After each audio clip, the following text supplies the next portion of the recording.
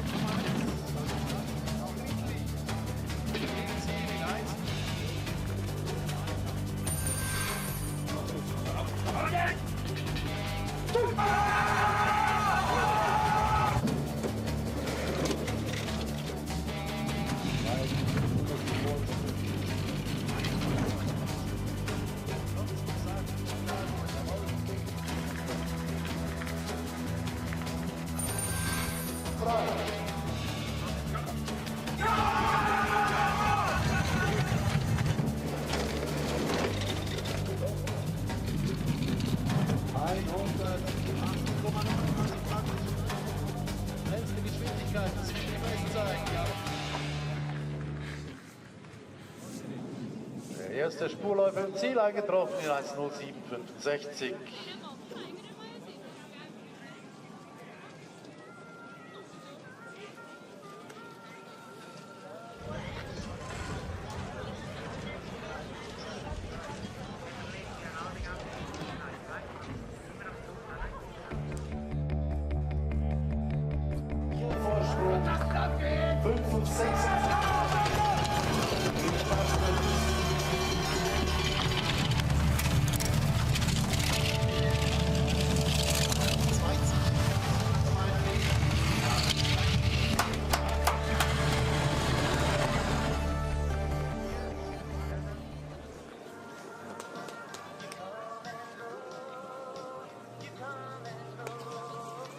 Jan Scherer gestartet.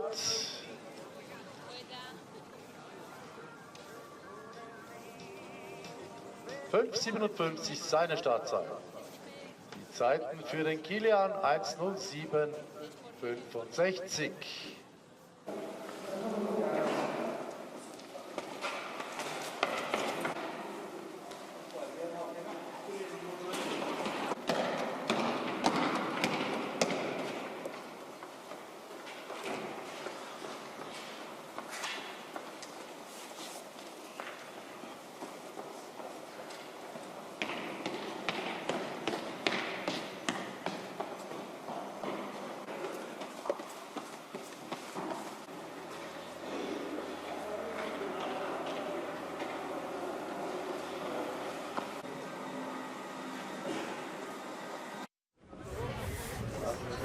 Leute noch 143,6. 7 geht 1:32.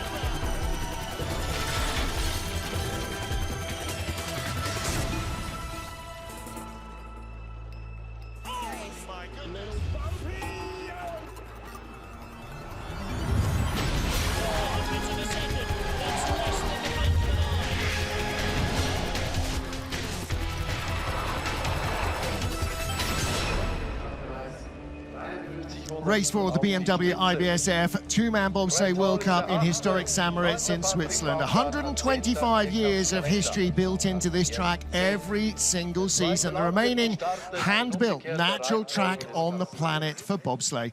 Welcome back, everybody. Martin Haven and Greg Cackett watching the action as we head into the second heat. And Greg, a tough battle for third position shaping up with just 700 a second covering Adam Amor, Mickey Vogt, and the man currently in third, Switzerland's Seaman Friedli.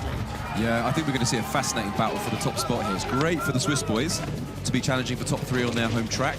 We saw a stormer from Simon. He had beautiful lines, really showing what happens when you're clean and crisp out of horseshoe all the way down. And great pushing from Andy Has too. Well, they currently lie in third place, 31 hundredths off the lead, 12 hundredths off the lead is the man who won his first of many two-man world championships here in 2013, Francesco Friedrich with Alexander Schuller. Yeah, and only 12 hundredths separate him from Hansi, so Hansi's going to need to keep himself clean all the way down, else Franz is going to take him, because right now we're nailed on 5:07. All three crews pushed a 5:07 from the Germans, including these guys, the reigning world champions. Big Hansi and even bigger George Fleischhauer. I would expect to see faster starts out of both of those crews, as they will not want to give anything away. I'm calling a 5:04 for Mr. Hansi Lochner and 5:03 for Friedrich, so we'll see if that bears fruit. Yeah, let's see what happens. All right, making a note of those, and we will mark you on your prescience later. So Hansi Lochner leads by 1200s, but the battle for bronze, it could be a German sweep. Issam Amour only 700s back. Adam Amour, rather, he could easily do that. And but made equally, a lot of mistakes. And yeah, equally. I mean, nobody was really that clean in the first heat. The day warms up, the track loses its frostiness, it gets quicker and quicker and quicker. John Stambridge, one of our rookie drivers here, he is in 18th place, so he will be third off. And Martin Krantz of Liechtenstein was the final slider to make the cut. Our two Polish drivers and a couple of others, including rookie Chris Horn, did not make it through. There's big Boris Vian. He will be looking for a bit of redemption in the second heat. He had a decent run, but only in 12th place. So he'll be hoping to pick up a few more places. There are several very tight battles up and down the order.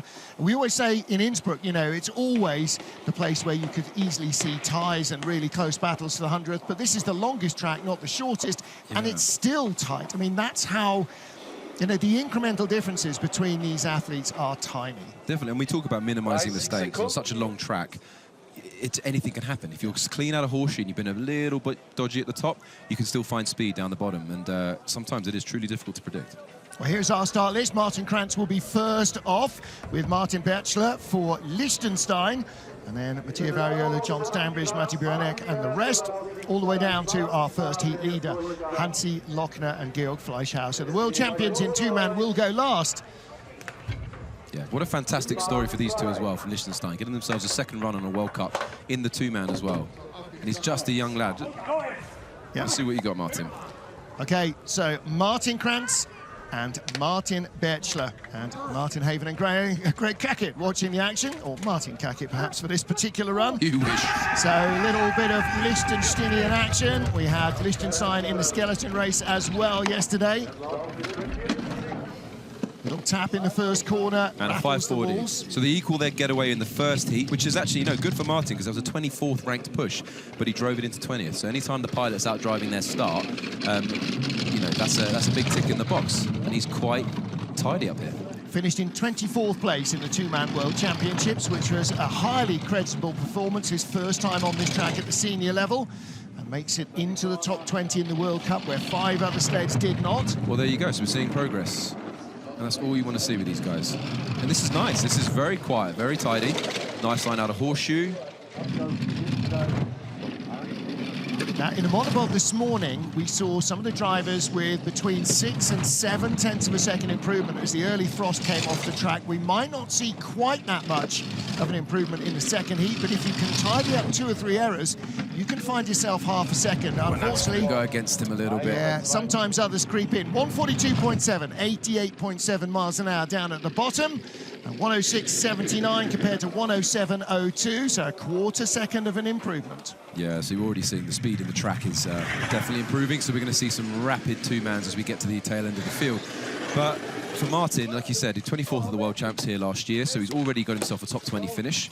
So that's improvement, that's progress and everything. And for people watching at home, that corner he just took a tap and a skid. You're going into the speed trap there. That's why it's so crucial to get those lines right. So we see it here. So he comes out there. There's the tap. There's the skid through the speed trap, and he's just scrubbing away everything he's earned higher up the track. Well, if you ski or you snowboard or you ice skate, it's like putting the skis sideways, the skate sideways. It slows you down. It's like throwing a racing car sideways. It's not quick. Straight is quick. Mattia Variola with Fabio Batti. Off a 14th best start, what looked like a good run early on, sort of frittered away in the shade of the forest, and ended up as 19th best. They're a 10th ahead of Martin Krantz. It's by no means guaranteed that Krantz will not pick up a spot. We'll have to see if Mattia can tidy things up a little. Absolutely, and as we said in the first heat, these are some exceptionally fast-pushing Italians. Mattia is excellent on the pilot handles, a push athlete. A 5:23 getaways. They lose a 100th, but we'll see a little bit of that. We'll see people maintaining, some people improving. You don't want to be dropping by much more than the 100th. You're just giving time away. 2:30 in the afternoon, still plenty of, well, what passes for warmth in the air here, certainly from the sun. Means that the track shouldn't be frosting up at the top. Absolutely, and he's already close to half a second up there. Yeah, 2700s up as they leapt in, and that's courtesy of starting 1700s up. And that start advantage follows you all the way down until you start hitting things. There you go. You can just see him a bit skiddy there, a little bit wayward out of Nash and Dixon.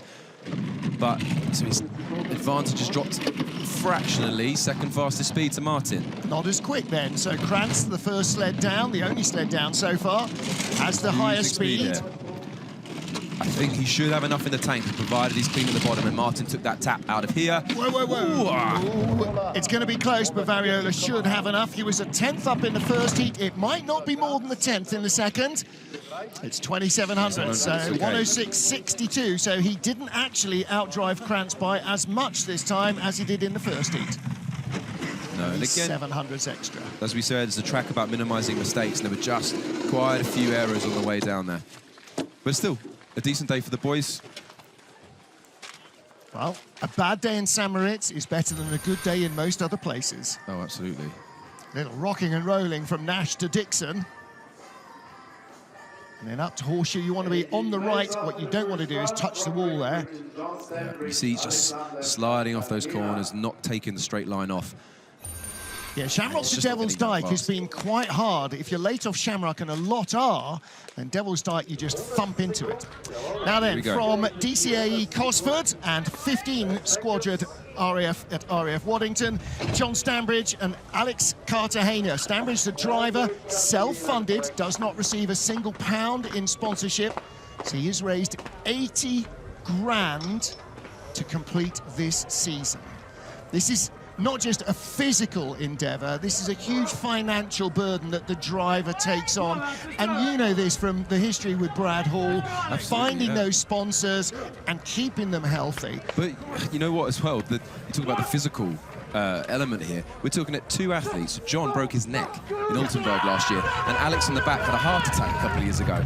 And they both bounced back, and they're both on World Cup together. The man at the back, Coach Graham Richardson, the last RAF driver to compete in World Cup. Come on, John. That was more than 20 years ago. It's a little skid out of the first couple of corners, 5:32. So he's going to have to overcome that now. So we've seen that skid at the top.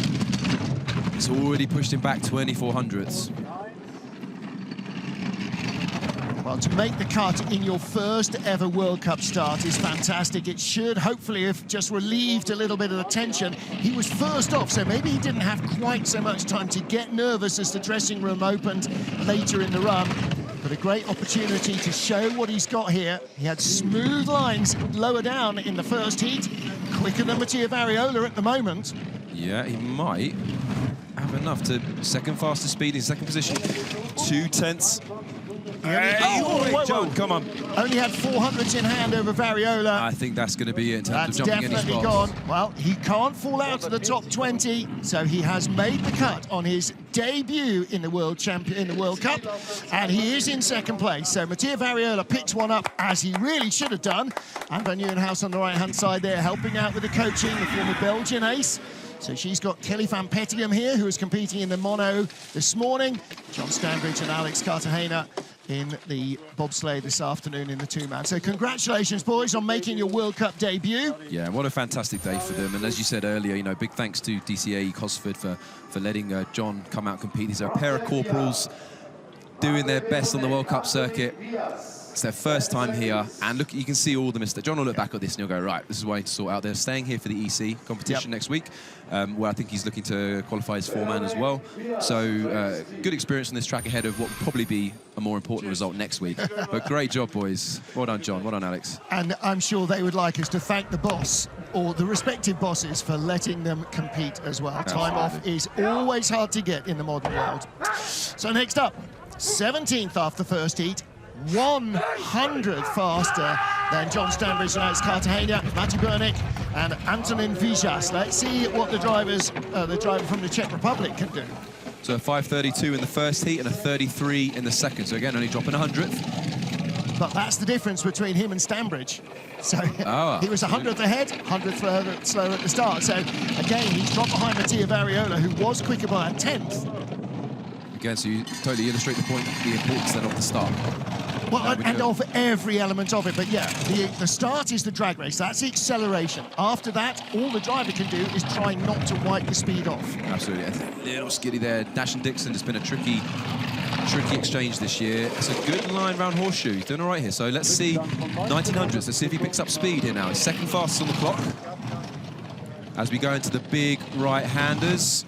Here we go. So that's Tree. We've got Leap. Now we're going to go through... Oh, no, that was Bridge, I beg your pardon. Yeah. And now Leap out and of into Sachs. Hey! Big hit. Now he might be in trouble. In second place or third place at the line. It's going to be very close with John Stanbridge of Great Britain. He's 200 ahead of 1600s ahead of Stanbridge, 200s behind Variola. So Variola picks off 2 in what was a gap of 3 sleds covered by just 0.05 of a second. And honestly, in a battle like that, Greg, if you breathe in the wrong place, you lose that amount of time. Definitely. You know, when you're in those tight battles as well, as a brakeman in the back, you're feeling every little tiny skid and wall, and you're cursing their name if they're going to go, come on, sort that out. That's, you know, I can feel that time scrubbing away here. But hey, it's great to see these battles at, you know, all ends of the spectrum here, because we've got new drivers, new teams, you know, people like John and Alex, you know, this Mate and the Czech team, all trying to battle for these top spots and everything. They're all putting their best foot forward. This is really important competitive experience all these guys are getting here, regardless of the finish for them. Absolutely so. You've got to learn, and everybody is rubbish when they start. And it's how you progress that defines where you end up. Absolutely. Li Chunjian of China next up with Wu Qingzi. And again, Li in slightly unexpected territory, 14th in the World Champs. He's in 16th place here. I mean, this is as strong a field as we saw in the World Championships last year. Yeah, Lee's a great driver, and he just made quite a few mistakes in that first heat. That's much better. That's tidy. They drop 100th off their start. They had a 520 in the first, 521 getaway there, but this is decent. Aero looking good. Don't see any brakeman shoulders there. Best result he's had here is a 10th place finish back in the race in 2020. 2021, he was 14th place. And then in the Worlds last year, 14th place as well. So his progress here in St. Moritz has hit the buffers a little. That's it, but this is a much, little tap there, but this is a much nicer run from Lee overall. He's got 0.2 to jump a spot above Adam, who's just ahead of him. Clean out of there, he's 0.3 ahead in the bank now. Should take him above Mattia Variola. Yeah, 5th best speed, so he is the slowest of the 5 sleds, and maybe that is part of what the issue was. Where is the speed? He's up on the clock, but the speed is not great. He'll have enough to take the lead at the line, but he's not the fastest sled so far. 106.19.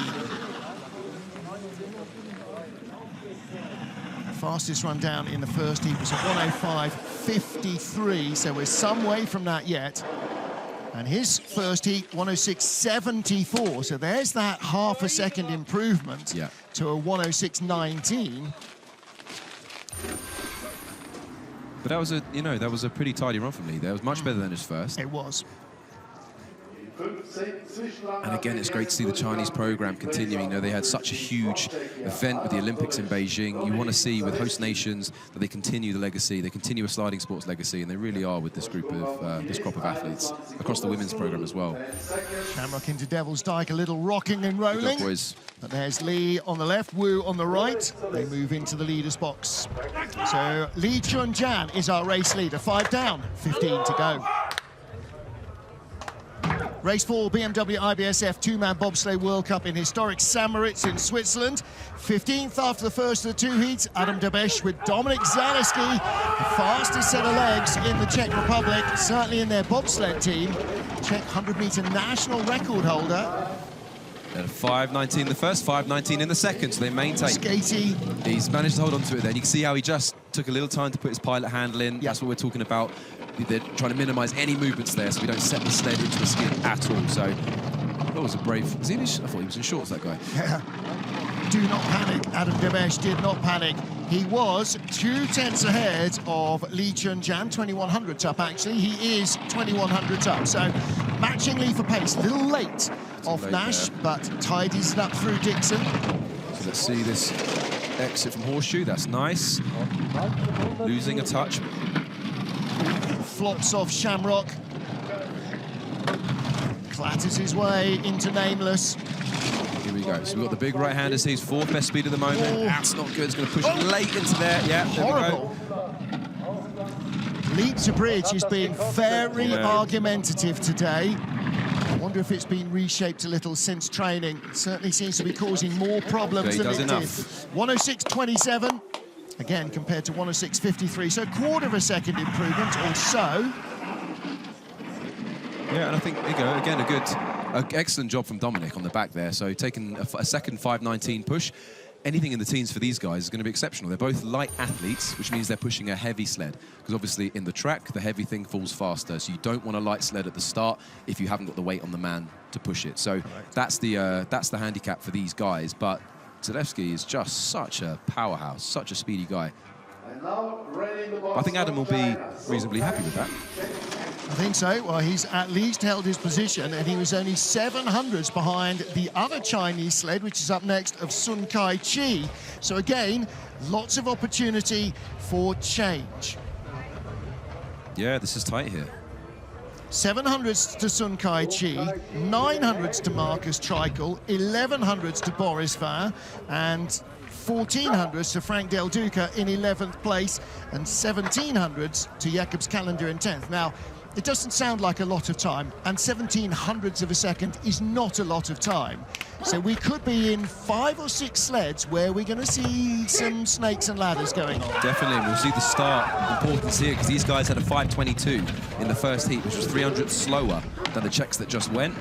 The Czechs maintained, and these guys have got quicker, so they've taken 200s, eaten 200 into that deficit. So, and number 1 speed, and Sun has kept that really quiet. That's beautiful. Look at that straight line. Yeah, had a couple of little clatters against the wall early on, but those are hard to avoid in the lighter sled. 700s up, that's his first heat advantage. That's all he's got in the tank. So he needs to be totally honest down here. He's down to 600ths. He is, at the moment, losing time to Adam Debesh. He still has some of that first heat fat on the bone, but not much. Low line. Quiet entrance into telephone. He's expanding the gap now. First, those skids won't help him though. Yeah, rattles off. Everybody's trying to avoid Shamrock, but it means you're wrong in Devil's Dyke. Second speed, but he's still getting quicker. Yep. Adam Debesh was not the fastest. Fastest sled down here so far is Martin Krantz of Liechtenstein. Only the 3rd best speed. Oh, he might be in trouble. Comes across the line, 1300s in front. Now, again, the fact that Sun holds his place above Adam Debesh does not mean that Debesh may not move up. If somebody else coming in the next 2 or 3 sleds makes a mistake, they could easily drop 2 spots. There's only 1300ths of a second. Yeah. And there's 2 blinks of an eye. Yeah, tight all the way down to Frank, isn't it? Yeah. So, yeah, big mistakes here.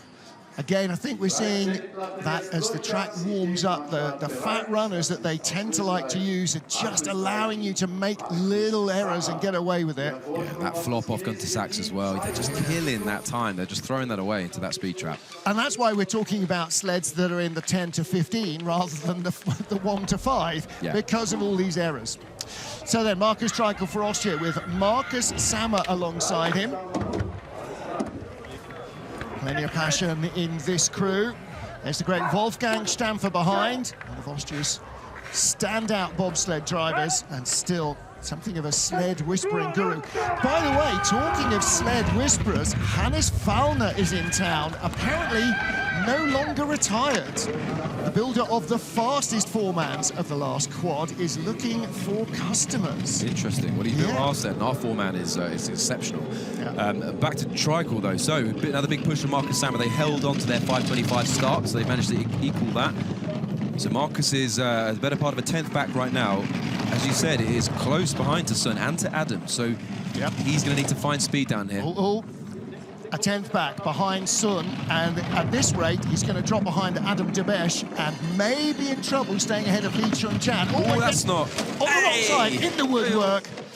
And Marcus would have felt that. Both Marcuses would have felt that, but one of them saw it.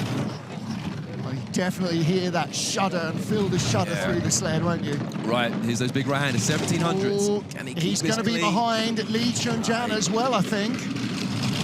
Oh, this is just a training run that crept in the wrong day. Double slide down to Martineau. He's going to drop here. How far? Yeah. Down to third, down to second, right, 1200s back, so 106.35. Just 100 from the best. 106.44 in the first heat. Yeah, just 100th in front of Adam Debesh. So, and again, bears out what I was saying with Debesh. If somebody next 2 or 3 sleds makes a big mistake, then suddenly he can find himself picking up a spot, and the same could still be the case. Yeah, and Marcus, he's one of those athletes as well who doesn't tend to have the strongest push in the 2-man. In the 4-man, he'll have the other 2 horses behind him, with Sasha Stefan and Christian Huber. Look at the woodwork. Here we go. Boom. Oh, and he hit the new wood, so he hit very early on the way up. Well, this is the great thing about this sport. Even if you're not getting the finish you want, you get some great highlight reels. So you can send that out to sponsors and that'll help you again for next year. Yeah. But keep an eye on him for tomorrow, 4-man. Wow. All right, Marcus Treichel lies second. Sun Kai Chi leads, 12 to go. And next up for Monaco, Boris Vian and Antoine Rieu. I mentioned in the first heat that Antoine Rieu was a race winner on January the 6th in some bizarre thing called the Alligator Cup on the Cresta Run. Beat Hefty, Swiss driving legend, second place, and Alessia Crippa, the Italian skeleton athlete, was third. The Cresta Run, by the way, is where skeleton was invented. Now, let's see what these guys have got. 5:16 start. If Boris can replicate what he's been doing in training, I would fancy them to move up here. Oh, yeah, that's not a great start. He's sorted out there, well done. So 5:15 getaway. This is good pushing. They've improved by 100th. So Antoine's earned his money on the back there. Now Boris going to navigate this tricky wall corner, this strange sort of 3 pressure corner at the top, into the top labyrinth, which again has been a bit tricky to negotiate. For Boris Vian, although we know his name well as a brakeman for Monaco, this is only his 3rd World Cup as a driver. So he started driving after the Beijing Games. That's a nice line of horseshoe. Looks like he's losing the back of his sled just a touch. I think on a couple of those corners, which is maybe why he's not got so much in the bank. He finished 12th in the World Championships. He's 12th at the moment. So he would love to produce a better result here. Here we go. This is nice. A 10th up. Oh, a bit skiddy. Doesn't take the hit. Everybody's having problems out of Sachs. Yeah. Going to be the leader at the line. 1800s, nearly double his advantage. 106.07, so 3500s faster than his first heat.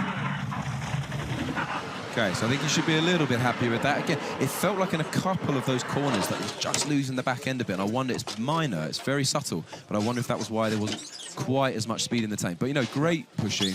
They were brilliant in training. These are good guys. He loaned me some acetone this week. Despite which, he's a good guy. Nice height. Late height in horseshoe. Then gets the sled rotated, brings it down. Watch the runners straighten up there midway through that transition, horseshoe into telephone. Yeah, so but here again, everybody's coming late now off Sachs, and that then pitches you sideways down the straight. Yeah, so we avoided the hit, the initial hit, but he took the skid. So all of that's just not ideal. But Frankie Del Duca, he was only 300ths away from him in the first heat. Yeah, so Del Duca with a 300th of a second advantage. Yeah. Adrian Adams on the back of the sled. Great to see Adrian back in the World Cup again. You see in the background there, Chris Vogt as well. Yeah. Top brakeman in his days. So it was nice to see him involved with the programme. Keeping the knowledge in the team. And Adrian will know that even 100th at the start could really make a difference at the bottom. Just get himself sorted before he drops that bar, and he's got to watch the walls. There we go, he played it safe there. Some experience there from Frankie. Yeah, you ever got Adrian Adams? He's got bobsleigh in the blood. His dad's a former bobsleigh athlete. And this is a nice result for these guys. We said in the first heat, they competed with each other in pretty much every combination you can think of outside of 2-man World Cup. You know, they've been brakemen together, they've been athletes together at NAC, at every other level. It's their first World Cup 2-man. And I know Frankie's going to want to give him a hell of a drive here. This is much better than his first heat. 2100s back, though, hasn't quite got the sled. This is the new US 2-man. So maybe something in the setup here isn't working on Moritz. But again, it's a brand new sled, so they're learning to work out what is good and what is not so good. And you change tracks every single week. It makes the learning experience pretty tough. I mean, that was our best exit and entrance of Sachs and Martineau. Slipping away to 4th place, though, Frank Del Duca. Just didn't have the speed, did he? No, Boris Vian remains the leader. Frank Del Duca down to 4th place with 10 to go. That means he'll be no worse than 14th. 12 months ago in the World Championships in two-man, he was 26th. I think we can call that significant progress. Yes, absolutely. You know, and that's what it's all about. Last year, his first year at top-level driving sleds. This year, his second, and the progress is very easy to chart. Yeah, and these guys are, you know, they're pushing stalwarts. They've been pushing a long time. They know their craft. Adrian was on the 4-man crew last year that won the World Push Championships. You know, these guys, they know what they're doing behind a sled. And Adrian's one of the great, you know, for the guys and girls in their 30s, it's great to see other athletes, you know, getting better, improving with age. Adrian Adams, the fine wine. Boris Vian leads, 10 down, 10 to go in St. Moritz in race 4 of the two-man bobsleigh World Cup. Adams.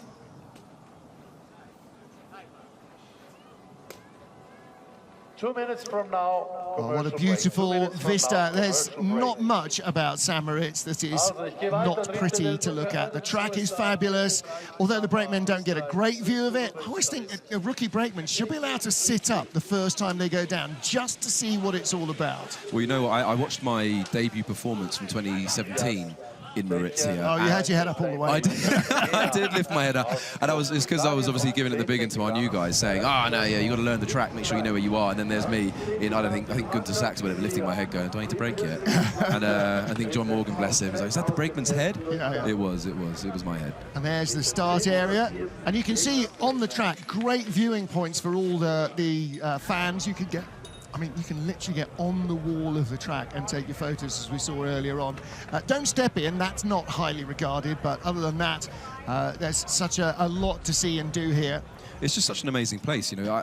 I last year was the first time I did a track walk here, and you really, when you do a track walk here, you realise this is just, you know, like a 1.5 mile long ice sculpture. Yeah. It's just it's just the most beautiful thing, and it's obviously been built for generations. Is it by the same family or the same sort of groups of people that build it? It's amazing. And for those of you who've never ridden a bobsleigh, it is a completely different experience. If you ever get a chance, no matter the eye-watering cost, do it here, because it is different to every other track on the planet. I was talking to Beat Hefty a couple of days ago, the ex-bobsledder, and he does lots of taxi bob rides. He did 350 last year. He reckons he'll do more than 400 trips down this track.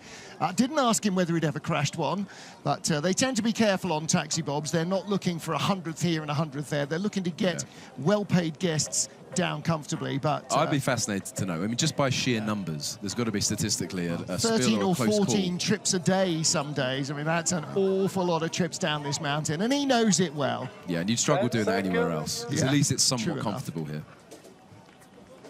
St. Moritz in Switzerland, the mecca for ice sliding. This is Monaco for the Formula 1 on ice. And we have 10 sleds to go. Race 4 of the BMW IBSF two-man bobsleigh World Cup. Martin Haven, Greg Cackett watching the action. Jakobs Calendar and Edgars Ungars of Latvia going to supply it. They have 600s in hand over current leaders Boris Vian and Antoine Rieu of Monaco.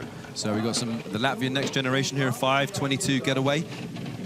5:21 in the first heat, so they only drop 100th off. Now, just in a little bit of brakeman's shoulders there. Can you see that?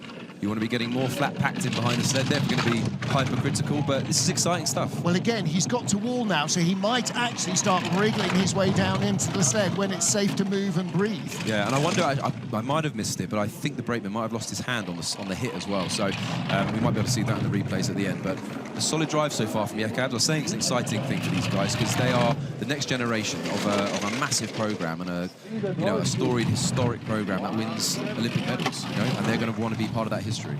Only the third best speed and still not keeping pace with Boris Vian. They had nearly a 10th in hand, and now they're starting to reduce the deficit. Need to be clean out of this corner here. Gunter Sachs curve, but they're not struggling. Skids everywhere. Fourth best speed. They're not going to catch the Monegasques, are they? Two tiny nations in terms of inhabitants. 2 million Latvians. I wonder how many live in Monaco, probably not even approaching that, and certainly not very many of bobsledding age, I would have suggested. 106.20, I would say that the average age demographic in Monaco might be a bit older than in Latvia. 106.28, not enough to hang on, yeah. more lessons learned for the young Latvian. And the only way you can do this, you can't go on a simulator, you have to be on ice. There is no other way of learning it. Sandis Prusis, Latvian driving legend. He knows, yeah. Well, Jakob's calendar will be thinking exactly the same thing. He will have felt every one of those errors and all the ones we didn't see. Now, back with the Italians, Patrick Baumgartner and Robert Mazzea. Behind them, Manny Mahata, their driving coach, along with Simone Bertazzo. There's plenty of experience in the coaching lineup for these guys. Yeah, and as we were saying in the first heat, Patrick, as I say every week when I talk about Patrick, fantastic driver. Historically hasn't had the best push, but he's got powerhouses behind him now in the Italian program. You look at the size of Robbie, you see him trying to get in there. The guy's, you know, he's a Romanian weightlifter. And he's come across to Italy and he's just putting all that power into the back of a sled. He's a phenomenally strong athlete. So we talk about Baumgartner not being a big, strong guy, but if you saw him in a pub or at the swimming pool, you go, wow, he's ripped, he is big.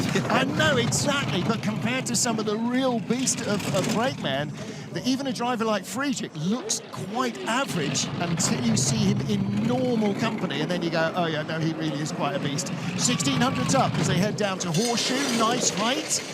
Nice exit as well. That's going to build the speed. Here we go.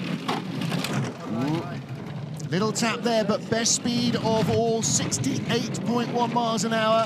Now 121, 75.5 miles an hour. Let's watch Patrick out of this next corner. It's out of Gunter Sachs. Does he keep it tidy? No, Patrick is... everybody's flopping off Sachs. Number one speed right now, but that will get scrubbed.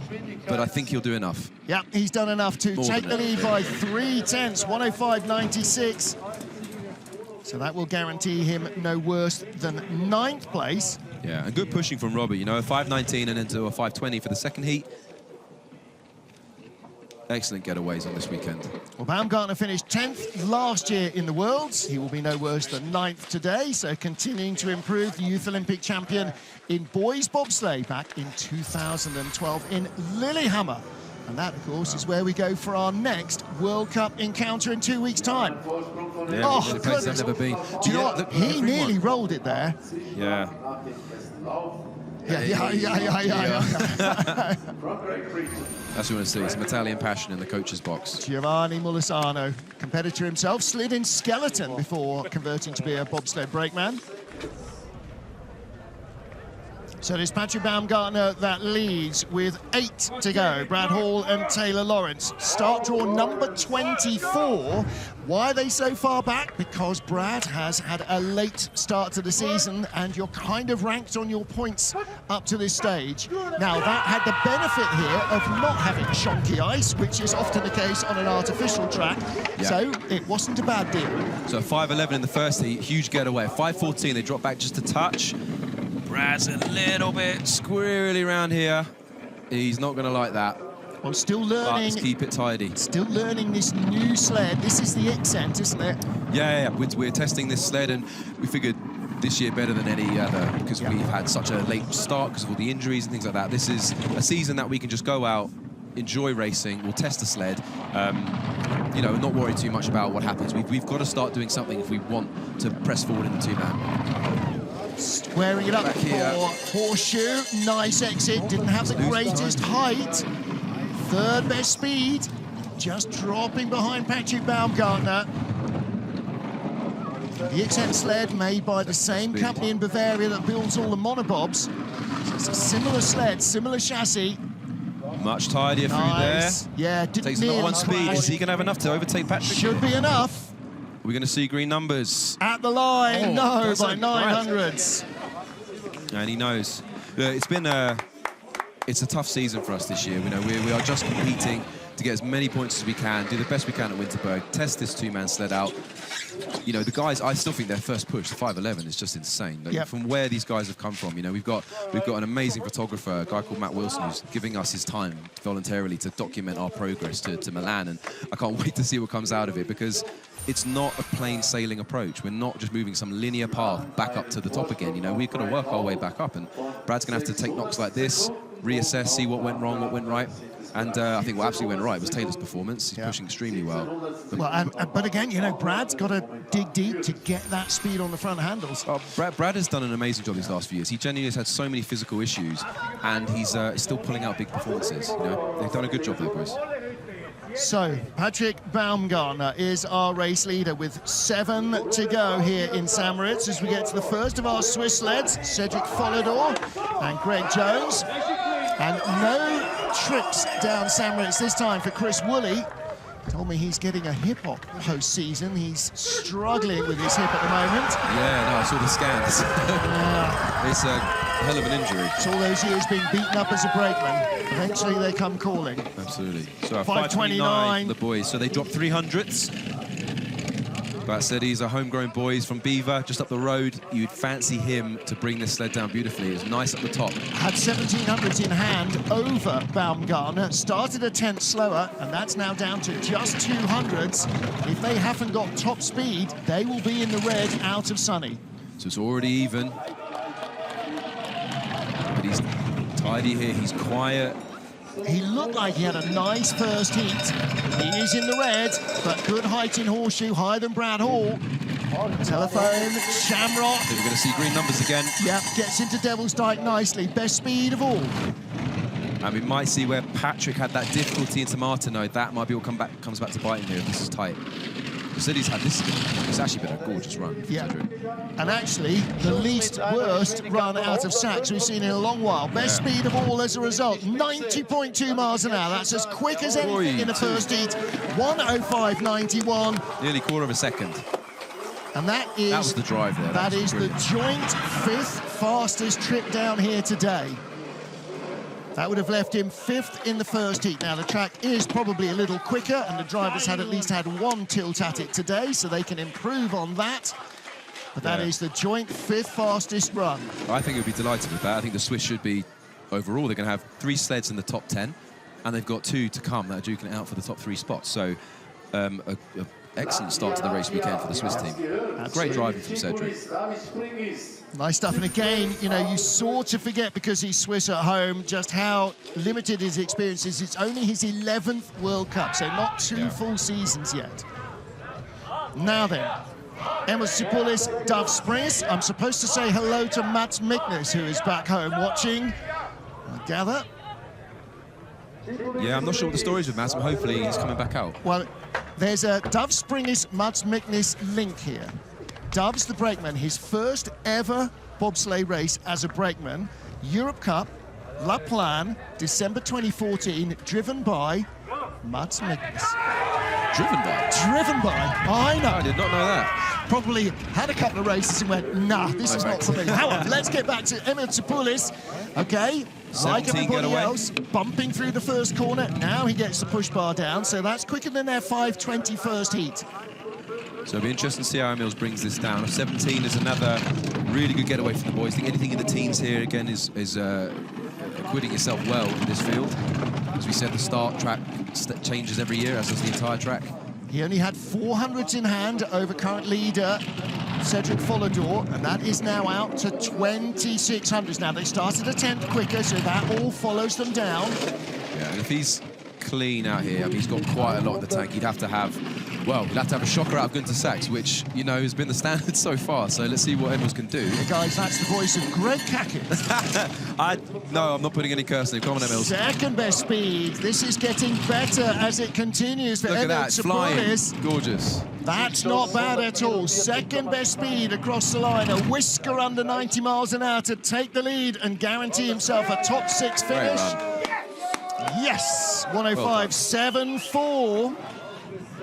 And that is the 3rd fastest trip of today. Not of this heat, of today. 3rd fastest in the first heat, teammate Simon Friedli, a tenth slower than that. So Friedli and all the remaining 5 sleds are going to have to mind their P's and Q's.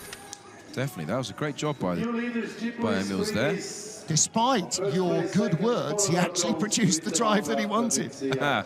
I had no doubt. I knew that I wouldn't curse him because he's an excellent driver. And look, he was a slightly lower line, from some of the higher peaked runs from Horseshoe that we've seen. But these guys are always churning out good results. They're another one to watch in the 4-man tomorrow because, again, they've got 3 horses behind them. Best wishes to Mats. I'm not sure why he's at home. He's one of their best brakemen, but prepare for something big out of them tomorrow. Emils, 6 in the worlds, leads with 5 to go. And here we go. This is the battle for the bronze. So Adam Moore, 3800s back. Mickey Vogt, 3300s back. Bronze, Seaman Friedley, 3100s back. 3 sleds, 700s, the blink of an eye. 508 getaway, so they drop 100th. But we're talking about the standard of pushing here. We're saying anything in the low 20s to teens is good here, and these guys are in the O's, so this is the standard. Now, he's not the tallest athlete. He's quite broad. I mean, he is a big boy, Adam Moore. Still 22, still very young, but look at the way he's looking around the cowl of the sled. Yeah, and you know what? He's stature-wise similar to his brother Issam, who's an excellent pusher as well. So the two of them together, they sync up well, they push extraordinarily well. But this was an opportunity for Adam and Benny in the back there to, you know, rectify what went wrong in the Worlds last year. Very low on the wrong side going into Horseshoe, giving away the speed, giving away the medal shot. Come on, Adam. 3200s ahead of Emil Tsoupulis going into Horseshoe. He won't have that at the bottom. He will be behind. Tsoupulis will lead, I'm sure, after this, with 4 to go. Yeah, he needed to be absolutely, this is going to go back. Yeah. Or is it? Not handling it. Is he going to be ahead at the line? Green. How is he going to do that? No. 105.91. I mean, I know that somehow the FES sleds can handle being rattled off things in a way that only Rico Peter ever managed with the sled previously, but that was just getting so sideways so often. Tough break for Adam Moore, but again, he's got Horseshoe off his back. As I said to him the other day, you crash once in Horseshoe and suddenly nobody says anything other than, oh yeah, he's the guy that crashed in Horseshoe. Yeah, you can see him just hauling it off late. there. He was that is late. Very late, low line, so that would have taken speed off as well. But again, another young athlete, gaining experience. He's brand new to World Cup. You know, just because he's a German with an exceptional push does not mean he's automatically preordained for top 3. You know, he's got to earn his spot, and he'll need to brush this stuff up. And hey, watch this kid over the next couple of years. He's going to be serious. Well, let's put this into perspective. Adam Moore in what, his 4th World Cup start. Johannes Lochner is in his 61st. Francesco Friedrich, his 95th. Well, there you go. I mean, we're talking a substantial deficit of experience. Now then, here we 4 go, to go. What about a medal here for the Swiss? This is almost nailed on, but which Swiss crew? Mickey Vogt and Sandro Nickel. Now, I'm going to call a 5.12 here. 5.11, even better. So they were 5.13 in the first heat, and I don't think I made a big enough fuss about that because Mickey has this terrible back injury. How they're pulling these times out. And best velocity of all. That was a very clean run through the first corner compared to almost anybody else. And we talked about throwing down the gauntlet with the between Hansi and Friedrich. I think Simon's going to be watching this run very closely, or he's going to have his blinkers on and just blinkers. Go out. No, it's him against the track. Mickey Vogt was 1600s up on current leader Emil Tsoupulis, 3900s up. Look at that. Great line. Watch this open. That is the way to do it. Second best speed. Cedric Follador of Switzerland was quickest, so he's quicker than Tsoupulis. And tidier. Oh, late. Best speed of all. Though. Now let's watch the Swiss line now, Gunter Sachs. There we go. Ooh, a little bit skiddy. He knows everybody's having problems. 90.3 miles an hour. Best speed we've seen all week. And across the line, 105.43. Great job, Sandro. That is a new track record. That's a 10th quicker than the first heat leader. That is epic. That is 43 hundredths better than his first run. This is not a half-second quicker track. These boys illustrate everything I love about this sport. You know, they're achieving peak performance and they're absolutely battered. They're carrying serious injuries. Sandro as well in the past, you know, but they can still churn out performances like this. This sport toughens you up. It pulls out special performances when you think that, you know, you're not capable of it. It breeds resilient, hardy people, and then you've got a talent like Mickey on the D-rings. I think that was exceptional. That is a beautiful Horseshoe, and let's take a look at this. This is the late flop that I thought might leave them in trouble. Leap to bridge. Bridge to leap even. Yeah. All right. All right, Simon, what you got? They have the lead, and yeah, that's a massive challenge for the bronze medal to Seaman Friedli. It's Vogt, Tsipolis, Amour, but it's Vogt versus Friedli. Seaman Friedli with Andy Haas on the back. Okay, so we had a 5:14 in the first heat with these boys. 5:13 from Mickey Vogt, who dropped to an 11. So can these boys drop their 5:14? Andy Haas, excellent brakeman. He's in, he's down. Little wriggle as they came out of the drive lines, 5:13. So they gain 100th. So Andy's done his job. He needed an improvement and he gave it to him. They're tied as he sits down, but now they are behind because they had slightly less velocity. This is fine margins here. What a great race for the bronze. Yeah. And it's an all-Swiss battle for the podium. Switzerland will get at least a bronze medal in this two-man race because there are only 2 sleds remaining. The question is, will it be Friedli or Vogt? Friedli, good height, good exit, little hard maybe on the telephone. Third best speed is going to be tight. If he stays clean here, this is going to be really close. Volador was quickest, Vogt was second quickest. Now, Vogt was fastest at the bottom, 800s. Vogt was quicker. Skid, I think that's... Oh, I don't know. If he's clean, it could be very tight. This could be maybe even a dead heat. I'm not sure he's got the speed. It's going to be Mickey Vogt, isn't it, who leads at the line. It is by 1400s. Good job. Nice hat, Mickey. What great racing from these guys. Excellent starting, excellent pushing, great drive. Sees the smile on Seaman's face there. Yeah, but disappointed. He was in bronze and he's just seen it pushed away. Yeah, 4th place is not where you want to be. Hey, Mickey and Sandra are all about 4th place. Yeah. They finished there at the Olympics and they've come out this season and had some great results. So, Simon, no disservice there. 12 months ago, he crashed out of the World Championships, and today he's going to end up on the fringes of the medals. Yeah, and hey, wider podium. It's a great job. It's a great finish for these boys. Absolutely. The Swiss program's had a fantastic start to the weekend there. Great job, Friedli. And Mickey Vogt, the bronze medalist in the Worlds, will be at least a bronze medalist. The question now is who is going to win this race? 1200s between Francesco Friedrich and Alexander Schuller, and the final sled of Johannes Lochner and Georg Fleischhauer. The bronze medalist is currently leading. The silver medalist from the Worlds is next up, followed by the gold medalist. Will we see a repeat of the same podium? Now, what did I call for the start for this? A 5:07 they pushed? 5:03. I called a 5:03. Come on, Friedrich, don't let me down. Oh, the alacrity with which they get in the sled is astonishing. 5:04. Come on, Franz. Well, there you go. Excellent. You knew they were going to drop. Ooh, was that? Second best velocity behind Mickey Vogt. Keeping it tidy there. But that's what these boys do. They just churn out results. 3/10 in the bank. He's not worrying about what's behind. It's not, yeah. He never looks in the rearview mirror.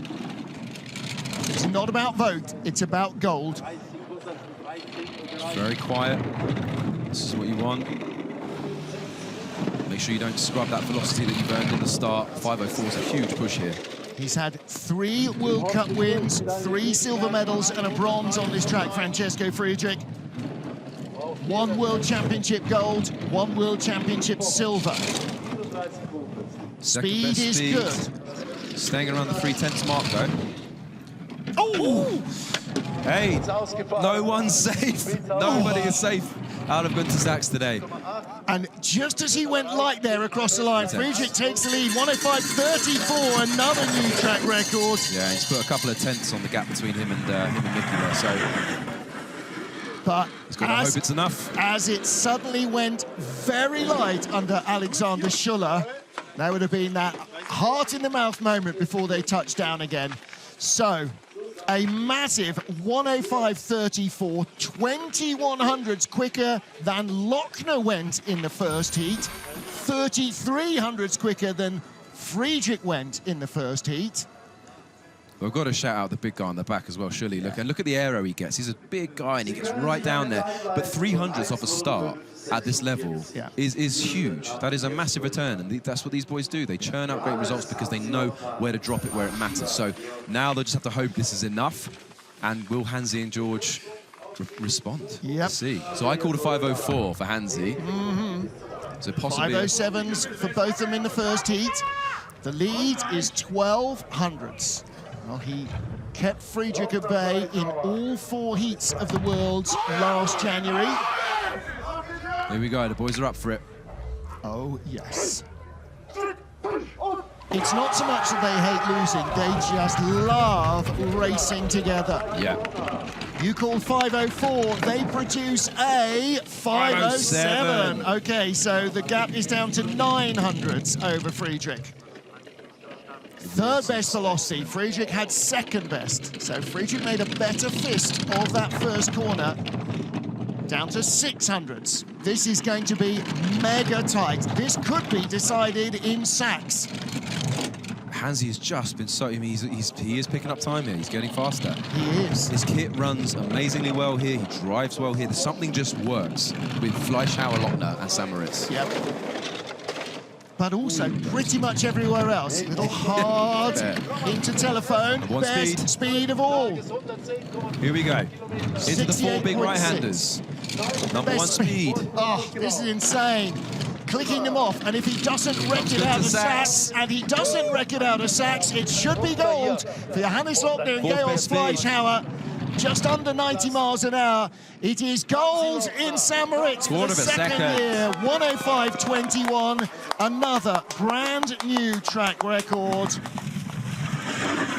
Phenomenal stuff.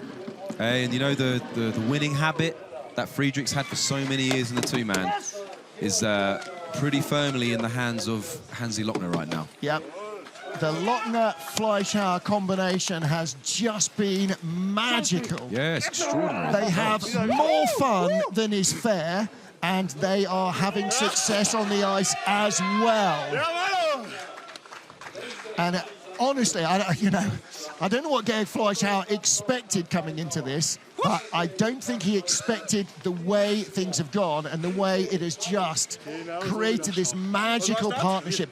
And this is a little bit like Francesco Friedrich and Torsten Margis for so many years, just this magical combination that just worked everywhere, and we're having so much fun. And, you know, it's fun to win. We say Bobsleigh's about 3 things. It's the equipment, it's the drive, and it's the push. And regardless of the quality of the equipment of the German program, we know they are excellent drivers and they are unbelievable athletes. And for years, I remember seeing Fleischhauer's push results from quite a few years ago when he was coming in from the 4 hurdles. And it's even unusual for a 4 hurdler to have the power and the speed that he has when it comes into bobsleigh. Bree Walker would be another exception, a 4 hurdler who brings extraordinary power that you normally see out of 100 meters. Like Lolo Jones, exactly. So they've just done. He's a beast, isn't he? I mean, how did he ever make a sprinter? I mean, really, look at him. Well, he was a 4 hurdler, so he had so far to go, so the stride length helped him. He looks like he should have been a rugby player or a shot putter or a javelin thrower. Well, you know what we've got him. He's a bobsledder, and he's one of our best exports. Quarter-second margin of victory for Hansi Lochner. The world champion beats the world championship silver medalist with the world championship bronze medalist in 3rd place. Simon Friedli 4th from Helmut Sapoulis and Adam Amour. He's got the monkey off his back, Adam Amour, and rightly so. Cedric Follador, Patrick Baumgartner, good races for them. Brad Hall, 9th place on the road to recovery. That's a great little tick in the box as well. Frank Del Duca, 13th. Looked like they had more promise than that. And then John Stambridge making his debut in the World Cup. Self-funded effort with his brakeman Alex Cartagena, and they finish in the top 20. But today was all about the world champion proving that 4 runs wasn't a fluke last year, and none of the intervening wins have been either. Johannes Lochner and Georg Fleischhauer on top of the world once more here in Moritz.